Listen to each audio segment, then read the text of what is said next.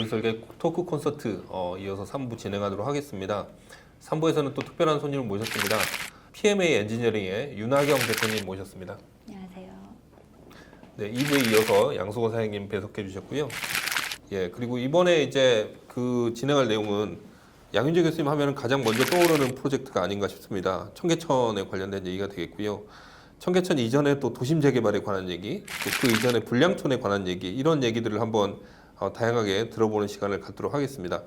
저희가 이제 학교 다닐 때 배웠던 내용 중에 가장 많이 들었던 내용들, 재개발에 관한 내용들이 아마 핵심인 것 같습니다. 그 내용들에 대한 어떤 관심을 갖게 된 계기라든가 어떤 연유로 이렇게 그 연구를 진행하셨는지 말씀 좀 부탁드리겠습니다. 미국 유학을 이제 가면서 생각했던 게 뭐냐면은 내가 남들보다도 많은 혜택을 받은 그런 이제 생각을 갖게 됐고, 그래서 일리노이 공대의 석사학위 논문이 불량촌 주거 주민을 위한 조립식 주택 설계를 이제 석사학위 논문으로 제출하게 됐는데, 우리 식으로 얘기하면 달동네를 엄청나게 많이 돌아다녔어요. 도시를 한 대여섯 군데를 다니면서 이제 자료를 수집하고, 그래서 이제 석사학위 논문을 이제 마치고, 그다음에 이제 저 보스턴 쪽에서는 이제 논문이 없어가지고 그냥 이제 공부를 하고 서울 와서 봤더니 여기서 가르치는 게 대학원에서 바로 이제 뭐 학생들한테 설계를 하라 그래요. 근데 설계한 걸 가만히 보니까 그 당시에 단지 설계 가르치는 데가 별로 없었는데 뭐 시원찮아요. 그래서 학생들이 설계를 하는 것보다 왜 이런 환경이 만들어지게 됐는가를 연구하는 것이 훨씬 좋겠다. 그때 당시에 이제 미국서 가장 인기 있던 책 중에 하나가 건축가 없는 건축, Architecture Without Architect라는 이제 책이 있었는데, 그걸 읽어보면서 이게 건축가가 없이도 사람들이 얼마든지 자기네 실정에 맞는 집을 지어서 살 수 있구나 해가지고 이제 들어가기 시작한 게 바로 이제 불량촌 연구였어요. 그래가지고 나 때문에 학생들이 이제 고생을 많이 했죠. 한 10년을 이제 그 하는데, 그 중에 이제 주축을 이룬 사람이 바로 이제 양승호 사장이었는데, 그때 아마 고생 많이 했을 거예요. 아마. 고생한 얘기 한번 해봐. 뭐 고생했다기보다는 사실은 그거를 좀, 그러니까 문화적인 충격이랄까, 정신적인 충격이랄까, 서울대학교 교수라는 그 직함이 갖고 있는 무게감이 있는데, 그리고 국립대학이면은 이게 우향화되어 있을 거라고 생각해서 처음에 이제 교수님을 뵀는데, 불량촌을 조사를 해가지고 오는데 여기를 사람들이 어떻게 살고 있는지를 가서 보고 오라고 얘기하시면서, 단순히 그 사람들의 삶을 보는 것도 끝나는 게 아니라 그거를 설계가로서 어떤 환경으로 볼 것이냐라고 하는 이 두 개를 같이 좀 보라는 얘기를 하시면서 해주셔가지고, 서울대학교 교수님들이 이런 걸 하셔도 되나? 혹시 저 빨간색 있으신가? 저 그 와중에 또 교수님 아마 기억하실 거예요. 한겨레 신문이 그 당시에 창간을 했는데 거기에 창간자로 이름까지 올리셨어요. 그래서 그런 거를 보고 확실히 빨간색인가 보다. 그러니까 가서 마음대로 조사하고 와도 되겠다. 6시간짜리 수업을 하는데, 사실은 한 주에 6시간 수업을 하는데 거의 일주일 내내 그 수업 준비를 하는 걸로 시간을 다 보낼 정도로, 현장을 가는 게 3일, 갔다 와서 분석하는 것이 3일. 현장에서는 사람들을 만나고 그 사람들이 어떻게 자연 발생적으로 삶을 그 터전에 자리 잡았는가 하는 이야기를 들으면서 골목이 그런 과정 속에서 생기게 되고, 거기서 뭐 하수구라고 하는 건 아예 없죠. 그냥 오픈되어 있는 물이 흘러내려가는 길이 어떻게 만들어졌고, 거기에서 땅이 얼마나 크고, 거기에서 방이 몇 개고, 이런 거를 삶과 그 살고 있는 모습을 두 개를 조사하면서 진짜 뭔가 설계가 필요한 곳이 아닌가 하는 생각이 들었는데, 마침 그때가 제가 있을 당시에는 88 올림픽이 개최되면서 거의 동시에 철거가 돼서 없어지는 시기였기 때문에 빠른 시간에 조사를 해야 되고 그 결과물을 만들어내야 되는 거였는데 저희들은 그게 끝나면은 설계를 할 거라고 생각했는데 거기서 설계를 하는 것에 중점을 두는 게 아니라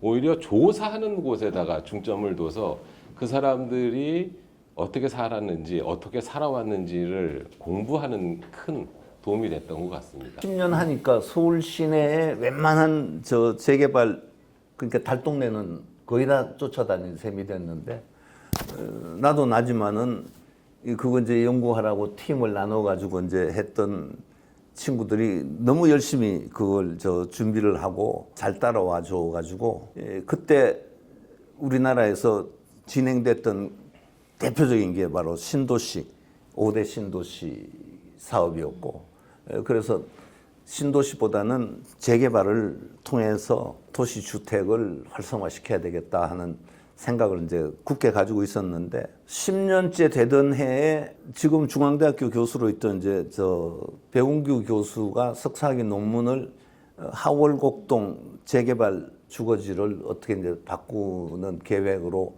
석사학위 논문을 준비했는데 그때 이제 철거민 연합회 회장 뭐 이런 사람들을 만나면서 거기 허병선 목사라고 이제 또 달동네 왔다 갔다 하던 이제 목사님 그분들 만나가지고 이제 얘기가 잘 돼 가다가 마지막에 동네 주민들이 배신을 했어요.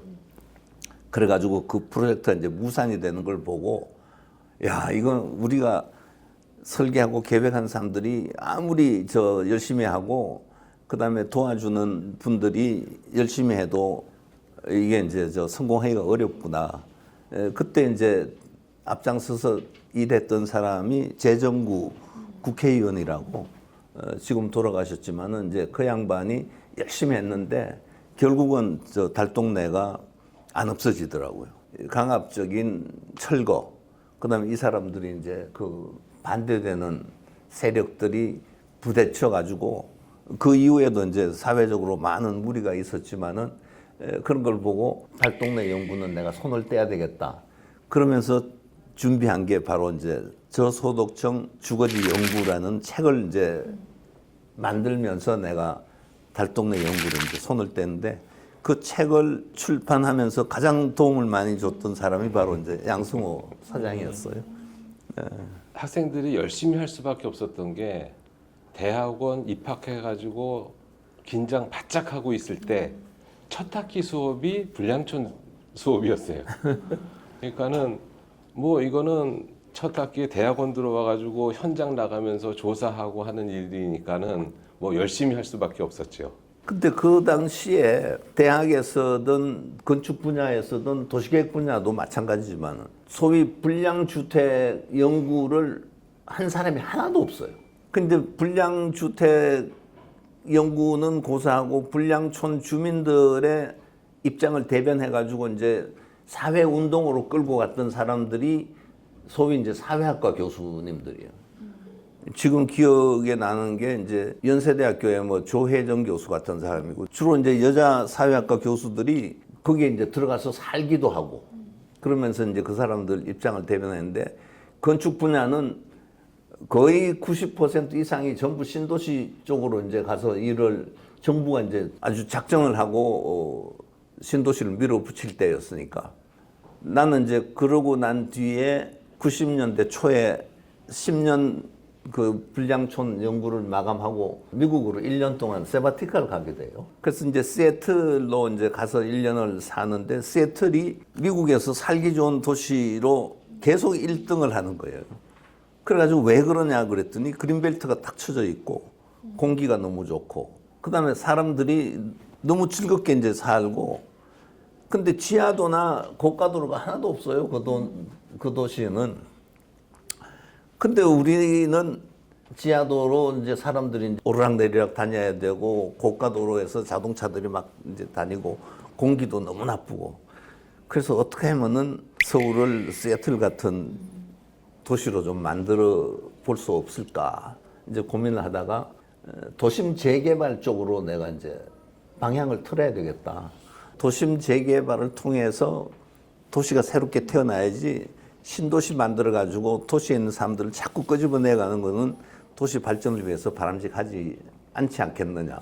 그래서 서울의 도심 재개발을 촉진시키기 위해서는 뭔가 기폭제 같은 게 있어야 되지 않겠느냐. 그래서 고가도로를 없애는 거하고 이제 결부시켜가지고 청계천을 이제 뜯어내는 것이 좋겠다 싶은 생각을 이제 가지고 있었는데 1994년이 서울시가 조선시대 때 수도로 정해진 지 600년이 되는 해였어요. 그때 이제 저 서울시정연구원에서 이제 주축이 돼가지고 서울시의 소위 메가 프로젝트 5개를 이제 구성을 해서 그거를 도시 개발 사업으로 이제 만들어 가겠다고.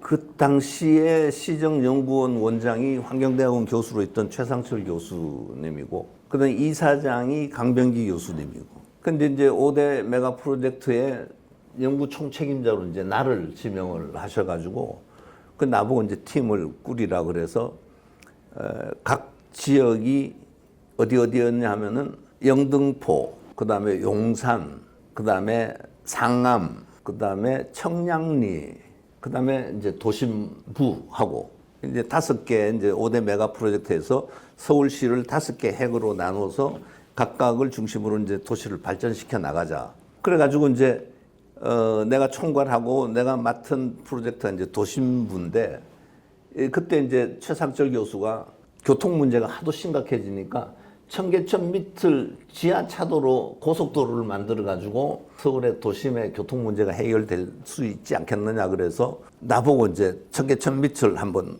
가보자고 그러더라고. 세금정에서부터 이제 씻겨져 내려온 모래가 적층이 돼가지고 그 청계천 밑에 그 높이가 2m가 채 안 되게 낮아졌더라고요. 몇 명이서 이제 각각 프로젝트를 맡아가지고 이제 일을 진행시켰는데, 그것이 계기가 돼가지고 학교에서 이제 불량촌 대신 청계천을 어떻게 하면은 새롭게 만들어 태어날 수 있게 하겠는가 하는 걸 스튜디오로 해가지고 이제 매 학기 이제 그걸 했는데, 학생들 데리고 아침에 서울역에서 만나가지고 걸어가지고 청계천을 다 육가까지 돌고 나면 오후 5시쯤 돼요. 그럼 이제 무교동 와가지고 이제 생맥주 앞에 놓고 이제 그날 이제 그 돌아봤던 얘기들을 이제 하고, 그걸 갖다가 한 5, 6년 했죠. 그래가지고 뭐 그림도 그려보고 그 주변 지역을 개발하고 그러면서 이제 똑같이 하는 거지.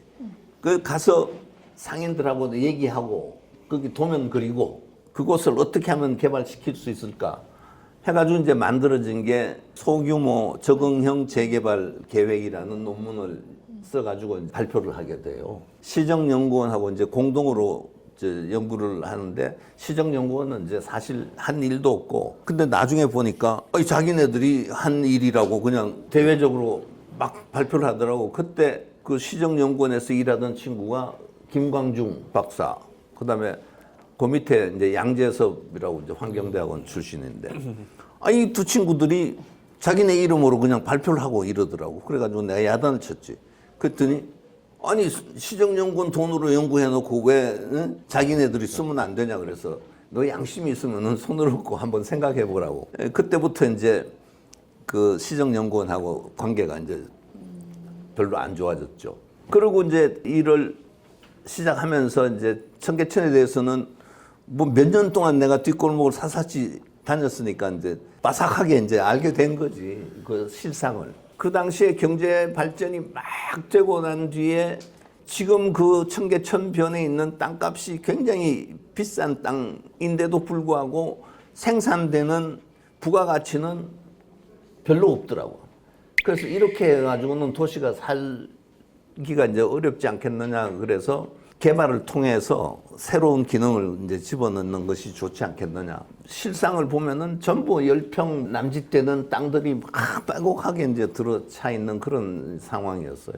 그러던 와중에 이명박 개인 연구소가 하나 있어요. 거기 이제 이사장이라 그러면서 나한테 연락 와가지고 청계천 연구를 좀 하면 어떠냐.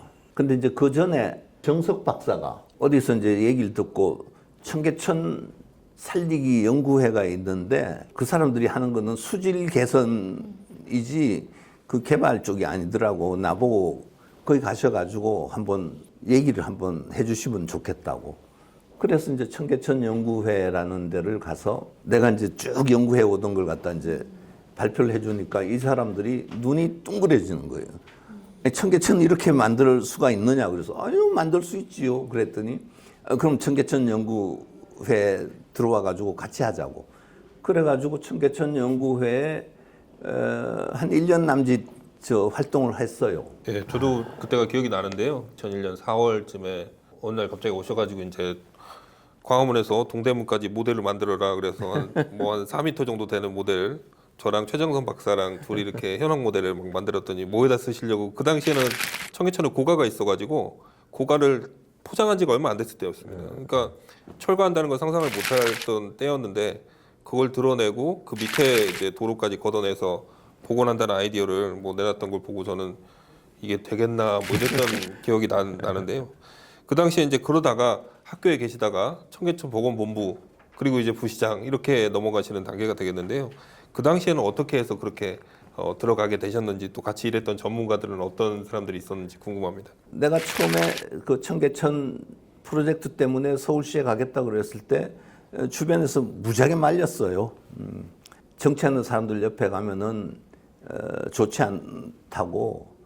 그런데 나는 뭐 정치색을 떠나가지고 청계천이 만들어질 수만 있으면은 누구든지 손을 잡겠다고 이제 그런 생각을 했는데 그 당시에 민주당의 서울시장 그 후보로 나섰던 사람 중에 자기가 시장이 되면은 하겠다는 그 국회의원도 있었어요. 근데 나보고 이제 같이 일 좀 하자 그러는데 나는 이미 이제 이명박 시장하고 같이 하기로 이제 약속을 한 상태니까 서울대학교에서 휴직을 하고 이제 서울시로 갔을 때 서울시 공무원들도 이제 서울시 생기고 교수 출신의 이제 어공이죠. 나보고 가시라고 학교 가시는 게 낫지 여기 와가지고 아수라판에 뭐 하냐고. 근데 청계천은 꼭 해야 되겠다 싶고 할 자신이 이제 있었고 제일 중요한 거는 서울시 공무원들의 태도예요. 그 처음에 설문조사를 했어요. 공무원 4,000명을 대상으로. 공무원 사회는 설문조사 거의 전수조사를 할 수 있으니까. 그랬더니 뭐 한 70%가 안 된다는 거예요. 청계천 하면 안 된다. 그 다음에 뭐 한 10몇 프로가 하면 좋죠. 뭐 이런 식이야. 시장한테 이제 한 달에 한 번씩 전 직원을 상대로 조례를 하는 시간이 있었어요. 그 세종문화회관 거기 이제 한 4,000명이 모여 있는데 거기 가지고 내가 시간 40분만 달라고. 그래서 그때 내가 무슨 얘기를 했는지 몰라도 하여튼 청계천 이건 해야 되겠습니다 하고 이제 그 40분 동안 일장 연설을 하고 내려와서 우리 총무과장한테 설문조사 해보라 그랬더니 이게 그냥 반대하던 70몇 프로가 전부 찬성으로 돌아선 거예요. 우여곡절 끝에 석 달 동안 그 위부 작업을 청계천 해달라고 하고 났더니 청계천 부서에 지원자가 생기더라고. 처음에는 청계천에 와서 일하겠다는 공무원들이 없었어요. 그만큼 이제 어려운 일이었는데 나중에 청계천 이제 착공을 하고 난 뒤에 나하고 같이 일하던 강홍빈 박사가 이제 서울시 내천임 부시장이었는데 고건시장 밑에서 이제 부시장을 했어요. 서울시의 자문 교수였는데 자문회의에서 2번을 고건시장한테 청계천 이거 복원합시다. 그 처음에는 무슨 소린가 하고 시장이 흘려 듣고 그냥 지나치더라고. 그 강홍빈 박사 옆에 앉아가지고 그런 얘기 하지 말라고 말리고 그랬는데 그럼 두 번째 얘기했더니 고건시장이 난 기억도 생생해. 양 교수 어떻게 잘못했어요? 그래서 왜요? 그랬더니 아니 말이 되는 소리를 해야지 뭐 청계천은 뭐 어떻게 한다고요? 그 당시에 청계천은 이제 부실공사라 그래가 신문에 막 얻어맞으니까 청계천을 전면적으로 폐쇄하고 1,450억을 들여가지고 청계천 보수공사를 시행하는 계획안을 서울시가 이제 만들어가지고 막 집행하기 시작할 때예요. 그래가지고 1,450억이 그대로 예산 잡혀 있는 거예요. 그래서 내용을 가만 봤더니 지금 고가도를 다 흘러내고 다시 고가도를 만드는 거예요, 여기에. 근데 이제 시장이 바뀌었지. 그래가지고 내가 그 예산 그냥 쓰면 되겠습니다. 청계천 전체 하는데 우리가 처음에 3,500억을 잡았는데 3,580억인가 들었을 거예요. 청계천 전체 공사비가. 그 중에 이제 1,450억은 공원시장이 청계천을 다시 이제 건설하는 그 예산 쓰고 우리가 한 2,100억 정도만 이제 더 만들어서 이제 썼는데 예산도 외국 사람들이 듣고는 깜짝 놀라고 공사 기간도 이제 깜짝 놀란 게 그걸 갖다가 이제 저 임기 중에 끝내려고 부실 공사를 한다고 그냥 신문이고 언론에서 떠들고 그래서 뭐라 그랬냐면 집을 지으면은 1층, 2층, 3층 짓고 4층, 5층 지어가지고 가는 게 맞지만은 이렇게 길이로 있는 거는 많이 자르면은 공기가 더 단축되는데 우리가 3개밖에 못 자른 거는 그 공사 규모나 이런 그 대형 건설사들이 들어오려면은 1,300억 이상이 돼야지 된다. 그래가지고 1,300억짜리로 3개를 나눠가지고 공사 구간을 했으니까 2년이나 걸리는 거지. 안 그러면은 1년 안에도 빨리 할 수 있다고. 이제 그렇게 이제 설득을 했는데도 안 믿어요. 그 당시 시장 입장에서는 자기 임기 내에 이제 완공을 해야 된다는 게 이제 절대적인 과제였지만은 그런 식으로 이제 일을 추진해 나갔는데 아까 얘기처럼 강훈빈 부시장이 밥을 한번 먹자고 그래서 만났더니 제일 자기가 걱정했던 게 상인하고 노점상 문제인데 그걸 어떻게 해결했냐고. 자기는 하고 싶어도 그게 겁이 나가지고 못했다는 거예요. 아니 그 사람들 내가 청계천 연구를 하면서 다 아는데 미끼만 던져주면은 탁 무는 사람들이니까 걱정할 거 없다고. 아 그래도 그렇지 어떻게 했냐고. 그 청계천 상인들이 이제 이전해 가야지 그걸 이제 재개발하는데 사용하고 있는 면적, 그 점유했던 기간, 그다음 매출액, 뭐 업종 이런 걸 이제 전부 넣어가지고 공식을 하나 만들었어요. 그 이제 공식을 들고 가지고 상인들 모아놓고 이거 찬성하냐고 했더니 전부 박수치고 좋대. 다른 걸 갖다 전부 넣으면 가중치가 나와요. 그 가중치는 이제 곱해가지고 이제 그 사람들한테 보상금을 이제 지불하는 건데 영업 매출액 부분에 가서는 내가 국세청 신고 자료로 합니다. 이랬으니까 다들 그냥 자빠지는 거예요. 그걸 어떻게 입증합니까? 그랬더니 너도 나도 전부 다 국세청에 신고를 제대로 안 한 거예요. 국세청 신고 자료대로 그냥 해가지고 그 사람들을 몰고 갔지. 그러니까 저 상인들이 할 말이 없어진 거예요. 이주단지로 문정동을 이제 개발을 해가지고 그때 이제 송파구에 문정동 대단지를 이제 개발할 때인데 거기에 이제 이주시켜주는 조건으로 이제 했는데 나중에 이제 뭐 자세한 얘기는 여기서 어렵겠지만은 어쨌든 이제 그렇게 타협을 보고 노점상이 이제 참 문제였어요. 노점상 문제를 해결하려고 내가 이제 밤 되면은 잠바 입고 이제 저 모자 하나 쓰고 이제 꼭 내가 마치 노점상 저 하는 사람처럼 해가지고 그 시장 욕을 냅다한 거예요. 이명박이 나쁜 놈이라고 말이에요. 우리 먹고 살 것도 마련해 주지 않고 우리를 철거시키면 어떡하냐고 막 그래요. 그랬더니 나보고 아니 좋은 일 하시겠다는데 도와주지는 못할 망정 왜 그 저 회방을 놓냐고. 그래서 아 그래요? 그 사람 나쁜 사람 아니에요? 아 나쁜 사람 아니래. 청계천 사실 복원돼야 되지만 우리가 먹고 살 게 없어서 지금 이 짓을 하고 있지. 아, 먹고 살 것만 있으면 우리가 왜 이러냐고. 그래서 내가 그 사람들한테 먹고 살 방법을 이제 제시해가지고 청계천 노점상이 서울시의 그 노점상 대책 60년 만에 처음으로 성공을 했어. 그 전에 내가 노점상 문제가 심각하니까 내가 이제 하는 방식대로 갔으면 좋겠다 했더니 서울시 고위 공무원들이 엄청 반대를 해가지고 시장이 무만 조건으로 예산 얼마 전에 13억 든대요. 그 한 달 반을 달래. 그래서 한 달 반 시간을 주고 13억을 줬더니 결국은 아무 짓도 못하고 다시 돌아온 거예요. 시장이 그때 처음으로 책상을 치면서 호통을 쳤지. 공무원들이 말도 안 되는 식으로 이제 일을 했다고. 내가 제안한 방식대로 하자는데 내가 제안했다 그러면은 공무원들이 너무 반대를 하니까 안 도와주니까 내가 이제 국장 하나를 꼬셨어요. 네 생각이라 그래가지고 발표를 해라. 그래가지고 발표를 해가지고 이제 도움을 받아가지고 85%가 자진 철거를 했어요. 그다음 남은 저 25개 간부들이 대치를 하고 있었는데 가스통 뭐 불 붙여가지고 막 터지고 이러는데 5분 만에 진압을 했어요. 그 나중에 이제 그 사람들이 날 찾아와가지고 자기네들도 살려달라고 그 동대문 운동장 안으로 이제 수용을 했는데 자기네들도 거기 좀 넣어달라고 그래서 안 된다고 약속을 했으면은 지켜야지 그런 식으로 하면 안 된다고.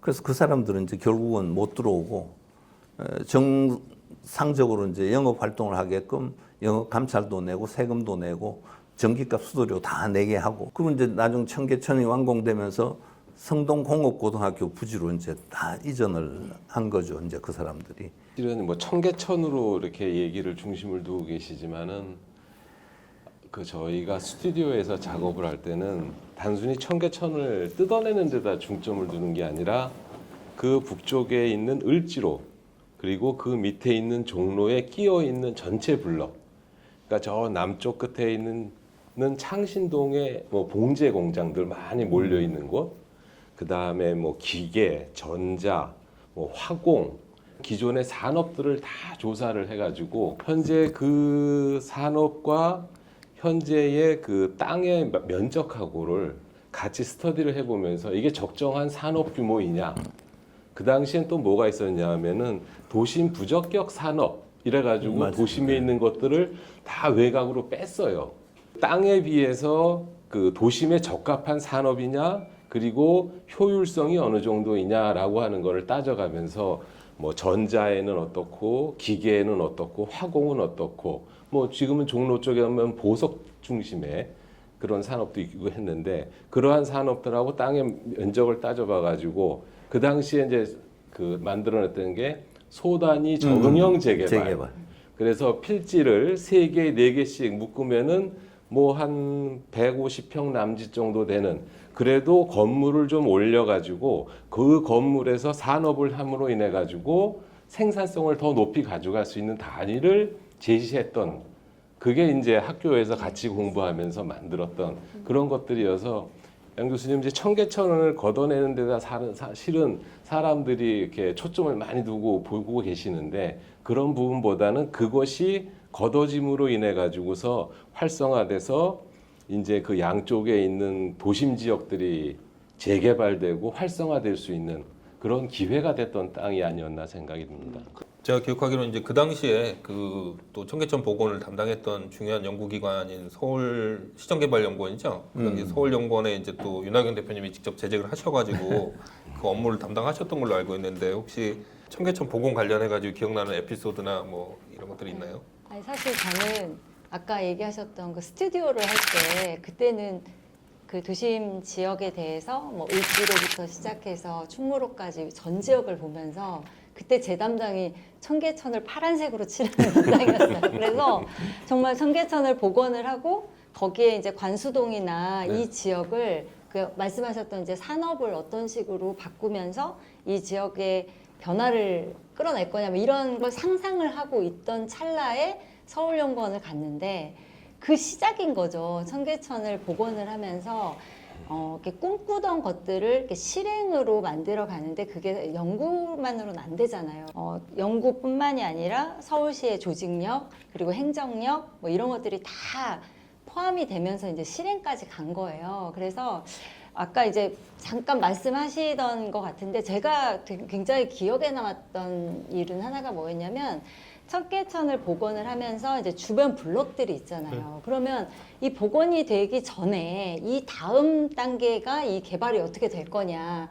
그런데 그거를 연구기관에서 바로 하기에는 한계가 있다 보니까 직접 교수님이 나서셨던 것 같아요. 제자들을 다 불러서 각 블럭들을 숙제를 주고 그 해당되는 블럭들의 청사진을 만들도록 하고 사실은 이제 대외 홍보도 필요했던 게 공무원도 그렇고 시민도 그렇고 이게 어떻게 바뀌어야 되는지에 대해서 그림이 안 그려지잖아요. 그래서 그 청계천의 딱 면에 있는 블럭들에 대한 그 청사진을 직접 실무자들이 제안을 하게끔 하고 오히려 그 내용을 저희 연구진들이 담아서 그 청계천 복원에 따른 도심부 발전 계획을 수립을 했어요. 그래서 그걸 가지고 이제 법정 계획이지만 이제 행정 계획으로 담아서 이후에 이제 지구 단위 계획이나 그 이후의 정비 계획에 담을 수 있도록 했던 되게 중요한 사건과 계기가 되었던 걸로 기억을 하고 있습니다.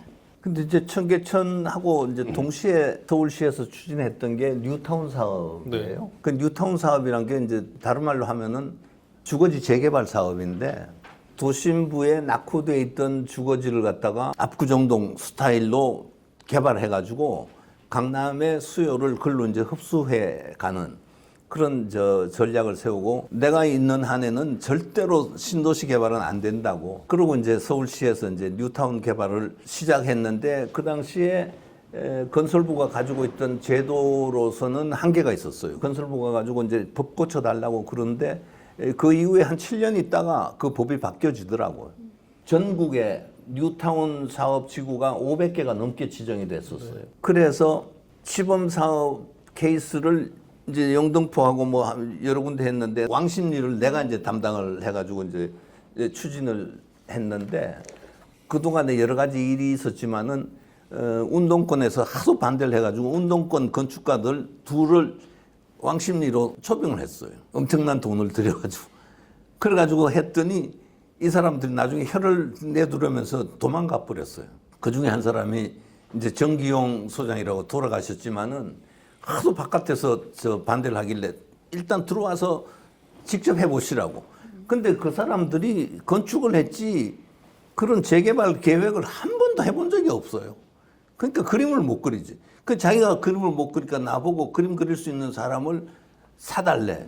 그래가지고 자기가 추천한 사람 5명을 갖다가 또 이제 1억씩 줘가지고 5억을 주고 했는데 이 사람들이 한 달 여유를 달라 그래서 줬더니 그려온 게 뭔지 알아요?